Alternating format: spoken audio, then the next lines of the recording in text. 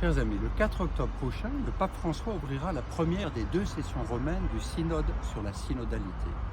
C'est un processus de longue haleine ouvert en 2021 par une phase diocésaine, puis une phase nationale, puis une phase continentale. Je tiens à remercier toutes celles et ceux qui, parmi vous, ont apporté leur contribution aux étapes précédentes de cette large consultation. Les membres du synode, évêques et invités, vont travailler à partir d'un texte enrichi de tous ces apports, intitulé Instrumentum Laboris. Et je voudrais, à l'ouverture de cette session, vous appeler à 2 choses, la prière et la confiance. D'abord la prière, car sans la prière, il n'y aura pas de synode.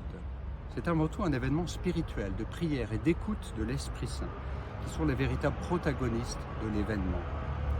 Cette prière synodale, les pères synodaux, ne consiste pas à plier la volonté de Dieu à la nôtre, mais à demander au Seigneur d'éclairer les cœurs avec la force de l'Esprit Saint. Qu'est-ce que Dieu veut pour notre Église? Sur les 3 thèmes que nous connaissons depuis la phase diocésaine, communion, participation et mission.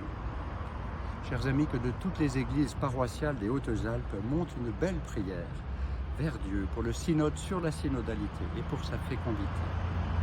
Ensuite, je veux vous inviter à la confiance. Le pape Benoît XVI, parlant du Concile Vatican II, distinguait le concile des médias et le concile réel. N'entrons pas dans le jeu préféré de certains groupes de pression et médias, cherchant à opposer les pères synodaux entre eux, alors que l'un des thèmes est justement la communion. Laissons le synode se dérouler, en recevant avec confiance ce que le secrétariat général du synode nous en partagera. Nous le relayerons sur le site internet du diocèse. Un autre jeu médiatique sera de faire parler surtout les commentateurs qui pensent soit que le synode va trop loin, ou à l'inverse, ceux qui pensent qu'il ne va pas assez loin. Mais la question n'est pas jusqu'où aller, mais quelle est la volonté de Dieu. Rappelons-nous enfin qu'il y a 2 sessions, octobre 2023 et octobre 2024. Entre ces 2 sessions, nous proposerons un temps fort diocésain pour prendre le temps d'une relecture de cette première session qui s'ouvre bientôt. Alors, en grande union de prière avec vous pour le synode sur la synodalité.